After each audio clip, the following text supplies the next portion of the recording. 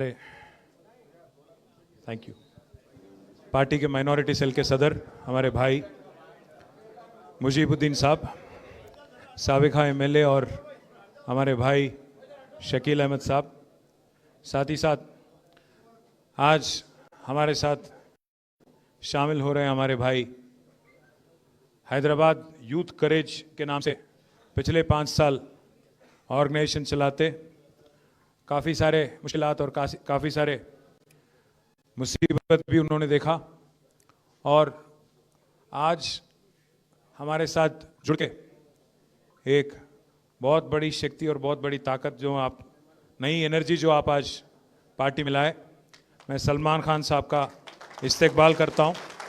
साथ ही साथ उनके वालिद साहब हकीम खान साहब और शहबाज खान साहब, यूनुस खान, आसिम खान साहब, गफ़ार खान साहब, मोहम्मद शरीफ, इरफान खान, अहमद खान, शोएब खान और जितने भी हमारे भाई हैं जिनका मैं नाम नहीं लिया हूँ, आप सबका भी मैं तहे दिल से शुक्रिया अदा करता हूँ, इस्तेकबाल आपका भी करता हूँ, वेलकम करता हूँ।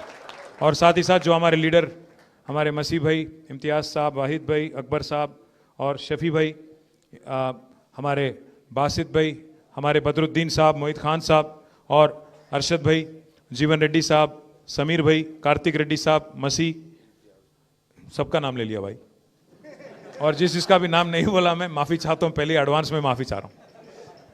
भाइयों, अब तमाम नौजवानों से मैं भाई इतना ही कहना चाहता हूँ, कल रात में मेरी मुलाकात हुई सलमान से।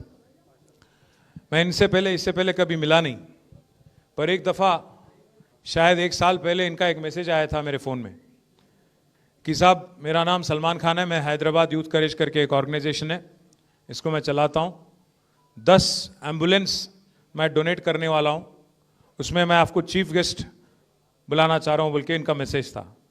मुझे खबर नहीं था, मालूम नहीं था, अंदाज़ा भी नहीं था कि सलमान खान कौन है, क्या है, हैदराबाद यूथ करेज क्या है, नहीं मालूम था। मैं माफ़ी चाहता हूँ, मैं झूठ नहीं बोलूँगा। तो मैं अपने टीम से पूछा कौन है भाई ये बच्चा, बोले साहब हम लोग थोड़ा चेक करके बताएंगे। फिर बाद में बोले अच्छा काम कर रहा साहब, बहुत अच्छा काम कर रहा, गरीबों की खिदमत करने की कोशिश कर रहे इन्हों। सलमान खान नौजवान लड़का है, शायद 30-35 के बीच में उम्र रहेंगी, काम तो कर रहे हैं, कोशिश तो कर रहे हैं। तो मैंने पूछा हमारे टीम से इरादा क्या है, कोई सियासी फ़ायदे के लिए कर रहे हैं, किस चीज़ के लिए कर रहे हैं? बोले नहीं साहब, लगता तो यही है कि खिदमत करने की कोशिश कर रहे हैं, पर बदकिस्मती वक्त का ये था, प्रॉब्लम था, इसीलिए मैं प्रोग्राम में तो शामिल नहीं हुआ, पर ज़रूर तब से मैं इनकी जितने भी एक्टिविटीज़ हैं सब पे मैं नज़र रख रहा हूँ, गौर कर रहा हूँ। और आज खुशी की बात यह है कि ये जो नौजवान लड़का है सलमान, इतना मैच्योरिटी के साथ आज जिन्होंने जो बात रखने की कोशिश की, एक ही बात में उन्होंने सब कुछ बोल दिया कि हमने बार बार मौका दिया कांग्रेस को और उन्होंने बार बार धोखा ही दिया हमको। ये बस एक सेंटेंस में कांग्रेस की हिस्ट्री, कांग्रेस की तारीख पूरा उन्होंने बता दिया। भाइयों, मैं आपसे 2-4 चीज़ कहना चाहता हूँ। पहली बात ये कि अभी करीब 80 साल होने को आया हिंदुस्तान आज़ाद बन के। आज़ादी के बाद 1 नहीं 2 नहीं, कम से कम 10-11 मौका आपने कांग्रेस पार्टी को दिया, वहाँ पे ऊपर मरकज़ में और यहाँ पे रियासत आंध्र प्रदेश, जब मुत्तहिदा आंध्र प्रदेश था तब, उसके बाद में तेलंगाना में, कुल मिला के 10-11 मौका, 50 से 55 साल हुकूमत चलाने का मौका मरकज़ में और रियासत में आपने मौका दिया उनको। कांग्रेस बस हमेशा से एक ही बात मानती है, उनको लगता है कि वो गुत्तेदार हैं, ठेकेदार हैं मुसलमानों के वोट पे। उनको लगता है कि मुसलमान को किसी और को वोट देने का हक है ही नहीं, इसीलिए कल इनका नॉमिनेशन रिजेक्ट करवा दिए। सलमान अगर वहाँ पे नॉमिनेशन उनका एक्सेप्ट हो जाता, कांग्रेस को मालूम था कि मुसलमान बच्चे जो आपके साथ जुड़ के हैं ज़रूर कोशिश करेंगे, मेहनत करेंगे और शायद दोनों पार्टियों में, चाहे वो बीआरएस हो या कांग्रेस हो, दोनों में से किसी को नुकसान हो सकता है। तो साजिश किया, इनकी नॉमिनेशन रिजेक्ट करवा दिया। कल मैंने उनको शाम में दावत दिया, बोला कि सलमान मेरे से आके मिलो आप। चले आए, अपने वालिद साहब के साथ आए, हकीम खान साहब के साथ। हकीम भाई बोले मुझसे कि मुझे 5 मिनट बात करना है आपसे। तो मैं बोला ठीक है। मैंने पूछा उनसे एजेंडा क्या है, कोई सियासी एजेंडा है, क्या है, क्या चाह रहे हैं आप, क्या बनना चाह रहे हैं सलमान। तो उन्होंने बस एक ही चीज़ कहा, उन्होंने कहा साहब हम कोई पोजीशन के लिए नहीं आए, हम कोई पैसे वैसे लेने वाले नहीं हैं, हम हमारे ज़मीर बेचने वाले नहीं हैं, हम बस एक ही चीज़ आपसे चाहते हैं, एक ही चीज़ चाहते हैं आपसे, इज्जत चाहते हैं, और दूसरी बात हमारे जो ख्वाम है उसका खिदमत और उसके कुछ रिक्वेस्ट हैं वो आपके सामने रखेंगे। बस इन चीज़ों के बारे में आप एक आश्वासन दो, एक हामी दो, उसको लेके हम आगे आएंगे। तो मैंने बार बार इनसे पूछा, दोनों से पूछा, फादर से और सन से, दोनों से पूछा कि साहब बताइए क्या चाहिए उनको। बोले कुछ नहीं चाहिए साहब, कुछ भी नहीं चाहिए। मैंने कहा कुछ अगर मदद करूं, कुछ आप इलेक्शन भी लड़ना, इतना कुछ कर रहे हो आप। बोले नहीं, एक पैसा भी नहीं चाहिए, आपके दिल में जगह चाहिए, बस उतना ही कहा उन्होंने। आपके लिए इज्जत, आपके लिए आपकी एक अल्फाज से कल इज्जत बढ़ गया। हमारे नवीद इकबाल साहब भी यहीं पे हैं। आपके लिए वो एक बात जो आपने कहा हकीम भाई कि हम लोग बहुत पॉवर्टी से उभर के आके, हम लोग यहाँ तक गरीबी से उभर के आके यहाँ तक आए। मेरे 5 बच्चे हैं साहब, मैं हर किसी को मैं आला से आला तालीम दिला के किसी को इंजीनियर बनाया, किसी को टीचर बनाया, किसी को कुछ और बनाया। आज सब बच्चे खुश हैं मेरे, मैं भी खुश हूँ, पर मुझे अपना ज़मीर कभी मैं कॉम्प्रोमाइज़ नहीं होता हूँ इस बात पे। बोल के साहब भी बोले कल, मैं आपसे बस एक ही रिक्वेस्ट कर रहा हूँ, एक ही वादा कर रहा हूँ आज। जुबली हिल्स तो एक छोटी मजली अपने लिए, एक छोटी जंग है, पर बड़ी जंग तो हमारी 2028 में होना है। केसीआर साहब जो हैं ऐसे सेक्युलर लीडर हैं, तारीख में शायद हिंदुस्तान, आज़ाद हिंदुस्तान में आज तक कोई चीफ मिनिस्टर ऐसा काम आज तक नहीं किया। आप एक बार सोचिएगा, अभी हमारे शकील साहब कह रहे थे आपसे जब मुखातिब हुए कि आला से आला तालीम। एक बार सोचिए आप, 1,40,000 बच्चे आज टिमरिस स्कूल में पढ़ते हैं। 1,40,000, एक एक बच्चे पे, एक एक बच्ची पे 1,25,000 रुपया सालीना खर्च किया जाता है। किस वजह से? किसने कहा केसीआर साहब से कि आप ये करो?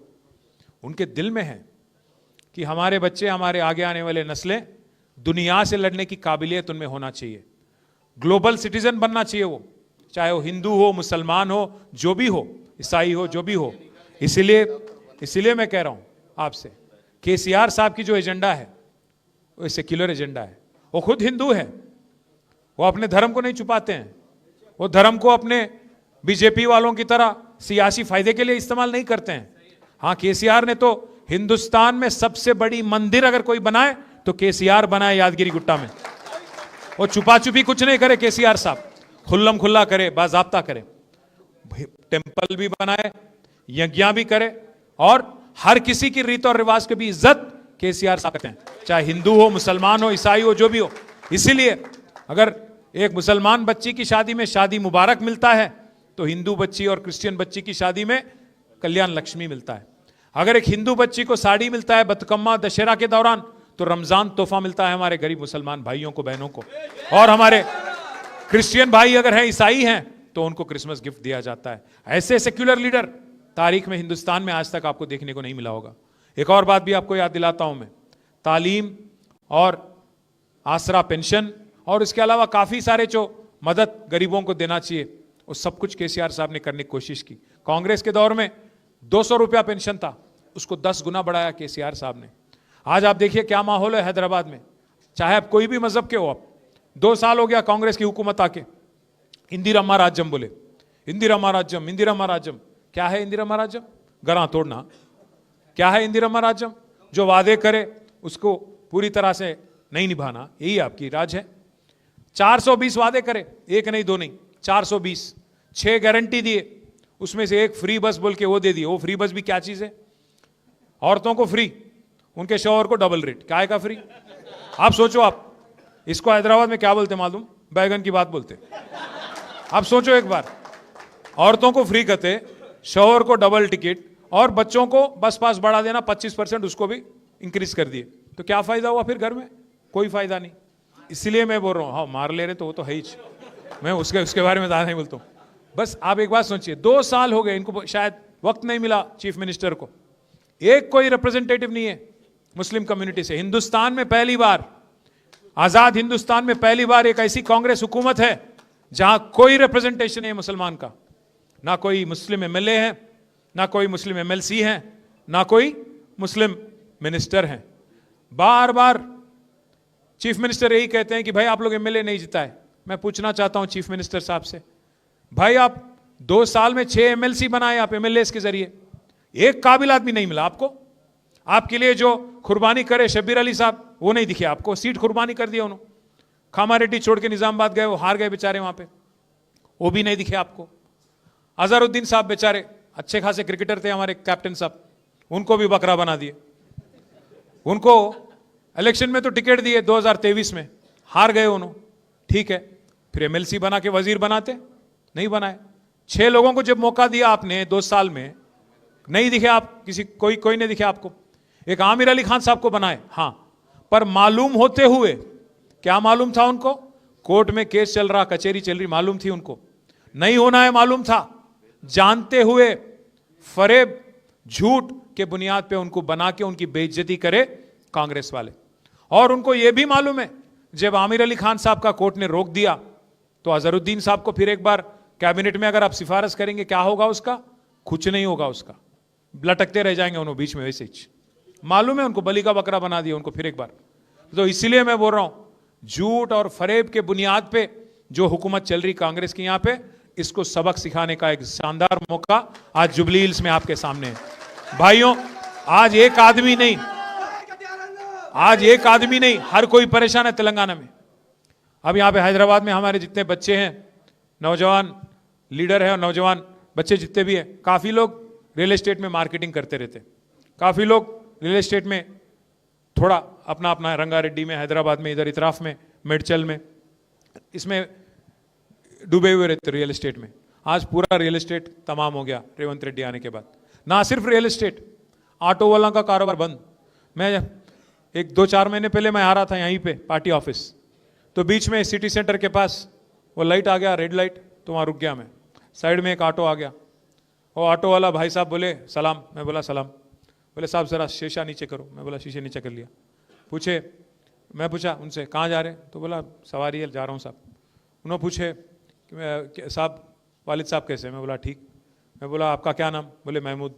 तो महमूद भाई क्या हाल, बोले बर्बाद है साहब, और क्या हाल है, बर्बाद है। मैं बोला क्या हुआ, बोले जब से हुकूमत आई सब धंधा बंद साहब। इससे पहले 1000 रुपया कमाता था, 1000-1200 रुपया कमाता था पर दिन, आज 400-500 भी बहुत मुश्किल से मिल रहा साहब।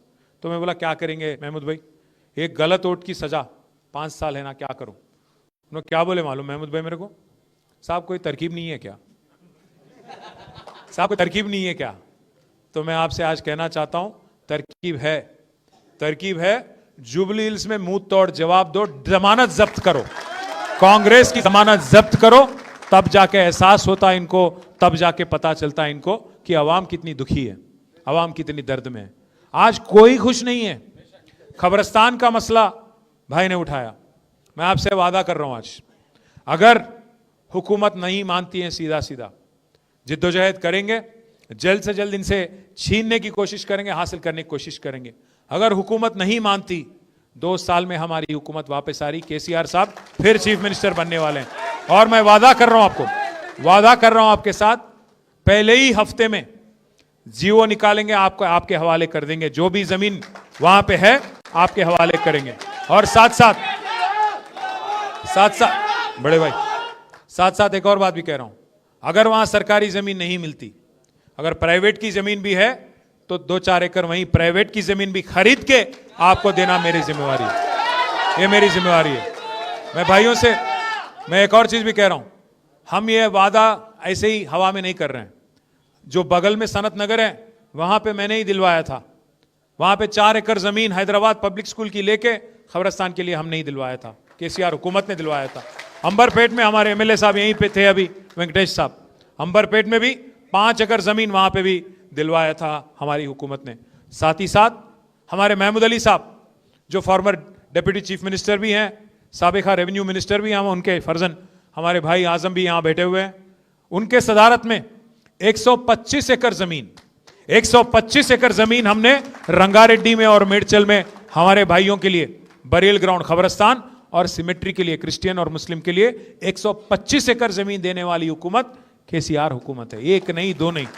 तो इसलिए भाइयों, जुबली हिल्स में, हाँ मैं हकीम भाई को भी कल बोला था, हमारे जहन में आए नहीं, वरना कब का हो जाता, ये भी कोई बड़ी बात नहीं है, कब का हो जाता। हिर्रागड्डे का हो या शेखपेट में जो बगल में आपका वहां पे भी एरिया है, वहां पे भी हो जाता कब का। अब आप इस आदमी को देखिए, रेवंत रेड्डी को एक बार समझने की कोशिश करिए। बोल दिए हड़बड़ी में कि वहां दे दिया आपको जमीन, कहाँ है वो जगह, क्या अलकापुरी कॉलोनी, शेखपेट के इतराफ में, उसके बगल में वहां पे अलकापुरी कॉलोनी बोल के। सुबह बोले हाँ दे दिए भाई, चलो ले लो, 200-500 गज, क्या है वो 2500 गज। सुबह बोले कागज निकाल दिए, दे दिए, ले लो जाओ। फिर आर्मी वाले आ गए दोपहर। ऐसा नहीं है कि रेवंत रेड्डी को नहीं मालूम है, उसको सब कुछ मालूम है। ऐसा नहीं कि रेवंत रेड्डी को नहीं मालूम है, उनको सब कुछ मालूम है। उनको मालूम है कि बीसीस का जो 42% रिजर्वेशन बोल के जीओ निकाले, उनको मालूम है कि कोर्ट उसको रोकने वाला है, फिर भी दिए। वैसे ही उनको मालूम था कि जो कागज दे रहे हैं 2500 गज का जमीन, वो भी नहीं टिकेगा, आर्मी वाले आएंगे रोकेंगे, मालूम था, पर होना बोल के दिए और बेइज्जती भी करवा दिया। धोखा करे, बेइज्जती भी करे। इसीलिए मैं कह रहा हूं भाइयों, जो भी कांग्रेस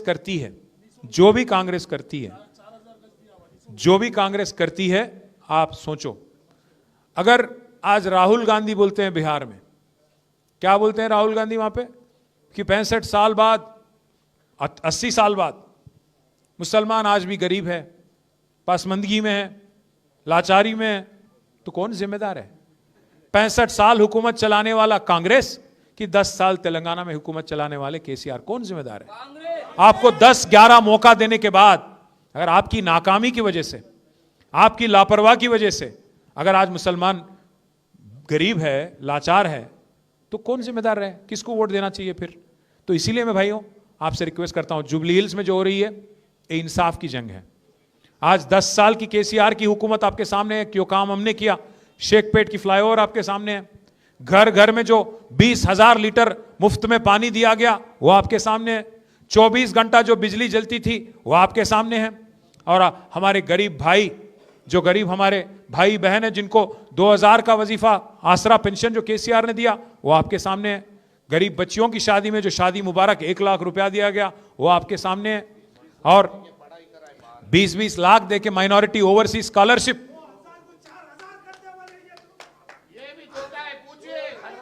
नहीं, मैं उसके बारे में भी बोलने वाला हूं। बड़े भाई 1 मिनट, हमारे भाई बोल रहे हैं, क्या नाम है बड़े भाई? मोहम्मद अब्दुल खादर। नहीं, वो देने वाले भी नहीं है, उनका कोई एजेंडा में भी नहीं है। उन्होंने आदमी ऐसा है, 1 तोला सोना भी देता हूं बोला, आज किसी को सोने तक नहीं दे रहा, गरीबों को सोना नींद हराम कर दिया। उन्होंने कहां देगा सोना छोड़ो, उन्होंने रोल गोल्ड तक नहीं देता। मैं क्या बोल रहा हूं साहब, उनका एजेंडा बस एक ही था, हथेली में जन्नत दिखाओ, आवाम को गुमराह करो, गद्दी हासिल करो, सत्ता हासिल करो, बस उतना ही था। उसके बाद में आज लूटमार चल रहा। अभी मैं जब आने से पहले यहाँ पे एक प्रेस मीट करके आ रहा हूं, आज मालूम है आपको क्या हो गया? एक ईमानदार ऑफिसर थे हमारे तेलंगाना रियासत में, जिनका नाम है सैयद अली मुर्तजा रिजवी। ईमानदार ऑफिसर, 99 बैच का आईएएस ऑफिसर है, बहुत ईमानदार, हमारे साथ भी काम कर चुके हैं। आज उनको मजबूरन 10 साल उनका सर्विस है, उनको मजबूरन आज वॉलंटरी रिटायरमेंट लेना पड़ा। पता है क्यों? क्योंकि रेवंत रेड्डी साहब को एक ख्वाब आया, उनके दामाद को, कि एक्साइज का टेंडर मेरे को चाहिए 500 करोड़ का, और मिनिस्टर है जुपल्ली कृष्णा राव, उनके बेटे में भी बेटे को भी वही ख्वाब आया उसी रात को कि मेरे को चाहिए टेंडर। दोनों में लड़ाई हो गई, सीएम के दामाद और वजीर के बेटे के बीच में लड़ाई हो गया। दोनों के बीच में फंस गया कौन बेचारा? रिजवी साहब आईएएस। उनको आज मजबूरन 10 साल उनका सर्विस है, आगे वॉलंटरी रिटायरमेंट लेना पड़ा आज। किस वजह से? क्योंकि दोनों के आपसी में टक्कर हो गया, ना उनका बात सुनना था, ना इनका बात सुनना था, ईमान का सुनना था। इसीलिए बोले रिजवी साहब, उनको कैबिनेट सेक्रेटरी बनने का मतलब हिंदुस्तान में सबसे बड़ा पोस्ट होता है आईएएस ऑफिसर के लिए, उस हद तक जाने की उनको एक रास्ता साफ था उनके लिए, रिजवी साहब को, पर वो छोड़ दिए, आज इस्तीफा दे दिए। ये हालत है आज तेलंगाना में। जब कोई आईएएस ऑफिसर का खुद का अगर कोई उनको नहीं बचा पा रहा वहां पे सेक्रेटेरिएट में, तो एक गरीब मुसलमान जो हमारे जुबली हिल्स में, जो हमारे रहमत नगर में, बोरेबंडे में, सोमाजीगुड़ा में, जिसको जो वादा किया गया था शेखपेट में, उनका क्या? तो इसीलिए मैं बोल रहा हूं, अगर कमजोर का आवाज मजबूत करना है तो सिर्फ एक गुलाबी झंडे से, केसीआर से होना है, किसी और से नहीं होना है। दूसरी बात भी कह रहा हूं मैं, कल इनको मैंने जो एक बात बोला, हां मुझे एक डर है, मुझे दुख है इस बात का, हिंदुस्तान में जब आज माहौल हम देखते हैं, आज हमारी जो मरकज हुकूमत है, मरकज में जो हुकूमत है, वो आज अवाम को क्या सिखा रही है? बस वो यही कर रहे हैं, हर घर जल बोलते हैं, हर घर जल बोलते हैं, हर दिल में जहर भर रहे हैं, हर दिल में जहर भर रहे हैं। हिंदू मुस्लिम, हिंदुस्तान पाकिस्तान, इसके अलावा कुछ करते नहीं है। 11 साल से कुछ करते नहीं, आगे भी कुछ करेंगे नहीं। हाँ मुझे डर है, जो एक हैदराबाद थी जिसमें मेरी परवरिश हुई, जहां मैं बड़ा हुआ, जहां मैं स्कूल गया, वो वाला हालचाल आज नहीं है, वो वाला हालत आज नहीं है। मुझे तब अंदाजा भी नहीं था 35 साल पहले जब मैं स्कूल में था, 40 साल पहले, कि मेरे जो सीट में, मेरे जो बेंच पे मेरे साथ जो बैठा है वो कौन जात का है, क्या नाम है, क्या मजहब है। वो दोस्त था बस। हम लोग जाते थे रमजान उसके घर, वो आता था हमारे घर दशहरा। वो एक अच्छा सा, एक जबरदस्त, एक दूसरे का रीत और रिवाज को इज्जत करने का एक था। हम जाके शीर खुरमा खाते थे, वो आके हमारे यहाँ अरशलू खाते थे। वो एक अंदाज था। पर आज क्या हालत है हिंदुस्तान में? एक दूसरे को शक की नजरिए से देखना। आप पहले, आपका जात क्या है, आपका मजहब क्या है, आपका मतलब, आज गवर्नमेंट ये बोल रही अपने को कि आपको क्या खाना चाहिए, क्या पीना चाहिए, क्या बोलना चाहिए, क्या पहनना चाहिए। ये हालात को देख के आज अगर आप सेक्युलर फोर्सेस की शक्ति अगर आप नहीं मजबूत करोगे, सेक्युलर ताकतों को अगर आप मजबूत नहीं करोगे, तो और भी मुश्किल दौर जो आज माहौल हिंदुस्तान में है, तेलंगाना में भी हो सकता है। इसीलिए हम सबको एकजुट होना है, जैसा सलमान ने कहा, एकजुट होना है, एकजुट होकर लड़ना है। और ऐसे सेक्युलर लीडर केसीआर, इनको मजबूत करना है। मजबूत करके जो जॉइंट वेंचर गवर्नमेंट जो चल रही है यहाँ पे, कांग्रेस और बीजेपी की, इनको किसी भी हाल हराना है। आप शायद हैरान होंगे कि भाई उन्होंने जॉइंट वेंचर गवर्नमेंट कई को बोल रहे हैं। जॉइंट वेंचर गवर्नमेंट इस वास्ते बोल रहा हूं भाई, एक मिनट गौर करो आप। एक साल पहले, करीब करीब नहीं, एक साल हो भी गया, 27 सितंबर 2024, एक साल पहले यहां के जो रेवेन्यू मिनिस्टर है, उनके घर पे ईडी का रेड हुआ। जब रेड हुआ, पूरे मीडिया दिखा रही थी कि नोट गिनने वाले 2-2 मशीन उसमें रेड में अंदर गए। बाहर क्या आया एक साल बाद? ना कोई एक प्रेस नोट, ना कोई केस। क्या बरामद हुआ किसी को नहीं मालूम, भगवान को भी नहीं मालूम। एक साल हो गया, एक कांग्रेस के मिनिस्टर पे रेड होता, पर आज तक कोई केस नहीं होता। क्यों? आपसी में अच्छा जॉइंट वेंचर गवर्नमेंट चला रहे दोनों। दूसरी बात, अमित शाह जी पे एक केस बनी थी इलेक्शन के दौरान। केसीआर साहब की हुकूमत थी, केस बनाए हम लोग, क्योंकि वो कुछ बोले, इलेक्शन कोड वायलेट करे, केस बनाए। पता है कौन वापस लिया केस? रेवंत रेड्डी साहब। और तीसरी बात, वक्फ अमेंडमेंट बिल बीजेपी लाई, हम उसका मुखालिफत करें, 4 वोट हैं हमारे राज्यसभा में, उसके खिलाफ वोट भी करे, फिर भी बिल पास हो गया, क्योंकि बीजेपी के पास ताकत है, नंबर है, पास हो गया बिल। आपको पता है 28 रियासतों में पहली ऐसी कौन सी रियासत थी जो वक्फ बिल को अमल करने के लिए तैयार हो गई? कोई बीजेपी गवर्नमेंट नहीं, कोई बीजेपी गवर्नमेंट नहीं हिंदुस्तान में। पहला गवर्नमेंट हिंदुस्तान में, पहला रियासत जो तैयार हो गया वक्फ बिल को अमल करने में, वो था रेवंत रेड्डी की हुकूमत। और एक चीज भी आप बोलिए, सोचिए, ऊपर राहुल बाबा है, रोज छींकते रहते, चिल्लाते रहते कि संविधान बचाओ, माइनॉरिटी की रक्षा करो, गुजरात मॉडल बेकार है। ऊपर राहुल बाबा गुजरात मॉडल बेकार बोलते, यहां रेवंत बाबा क्या बोल रहे हैं? गुजरात मॉडल बेकार नहीं है, गुजरात मॉडल शानदार है, वही हमारे लिए एग्जाम्पल है। ऊपर राहुल बाबा बोलते अदानी फ्रॉड है, रेवंत बाबा क्या बोलते? अदानी हमारे फ्रेंड है। राहुल बाबा बोलते चौकीदार चोर है, रेवंत बाबा बोलते चौकीदार चोर नहीं है, चौकीदार हमारे बड़े भाई है। अब बड़े भाई तो क्या बोलते हो? बड़े भाई तो माशाअल्लाह, छोटे भाई सुबह, वो वाला हालचाल है। ऊपर बड़ा मोड़ी या नीचे छोटा मोड़ी, कोई फर्क नहीं है दोनों में, दोनों भी जगह बुलडोजर राज। वहां पे उन्होंने बुलडोजर चला रहे यूपी में, और यहां पे इन्हों हाइड्रा के नाम पे गरीबों के घर तोड़ने लग गए। आप, मैं पूछना चाहता हूं भाइयों से, हैदराबाद में जितने हमारे भाई है बहन है, आपसे पूछना चाहता हूं, एक ईंट भी लगाया क्या रेवंत रेड्डी 1-2 साल में? एक नया घर बनाया इन्हों? पर कितने घर तोड़ दिए, कितने घर तोड़ दिए। इसलिए मैं आखिरी में मैं इतना ही कहना चाहता हूं, आज जो लड़ाई जुबली हिल्स में हो रही ना, लड़ाई जो है कार और बुलडोजर के बीच में हो रही। अगर आपको बुलडोजर मंजूर है, अगर आप वोट देंगे तो हाइड्रा आपके घर आ जाएगा। आप देख लो, उधर कार इधर बुलडोजर। अगर एक और तरीके से मैं बोलूं तो मैं इतना ही कह के बंद करूंगा, उधर कार है इधर बेकार है। आप सोच लो, कार हमारी है, बेकार रेवंत रेड्डी है। सबको 2 साल में सबके साथ धोखा दिया, सबको धोखा दिया और सबको गुमराह किया। और अगर हैदराबादी अल्फाज में कहूं आखिरी में, 2 साल में क्या करा रहे भाई रेवंत रेड्डी बोले तो 2-4 अरे इन्हों क्या क्या तो भी बोले साइड में से, क्या करा रहे भाई रेवंत रेड्डी बोले तो हमारे कार्तिक भाई बोले बैगन में मिला दिया करते। मैं बस इतना ही बोलूंगा। मैं एक अच्छा सा एक सोशल मीडिया में एक चीज देखा हूं 2-4 दिन पहले। एक मुशीराबाद का बच्चा है, क्या नाम है उसका, आप ही हो क्या? नहीं, तो मुशीराबाद का एक बच्चा है, जबरदस्त एक रील बनाया, मैं देख के खुश हो गया। क्या किया, अरे भाई रेवंत रेड्डी बोलते, ऊपर केसीआर साहब का तस्वीर लगाए, नीचे रेवंत रेड्डी को ऐसे दिखा रहे, तेरा नाम लिया तुझे याद किया, बस उतना ही, और कुछ नहीं। 2 साल खोजते खोजते टाइम पास कर लिए, एक भी आवाम के लिए कुछ काम या कुछ खिदमत तो नहीं करे।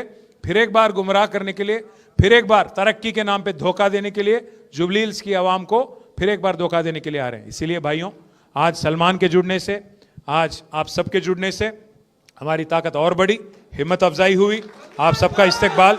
और मैं वादा कर रहा हूं, ये जो नौजवान बच्चा है, बहुत मैच्योर बच्चा है, इसकी हिफाजत, इसकी तरक्की मेरी जिम्मेदारी है। जय तेलंगाना।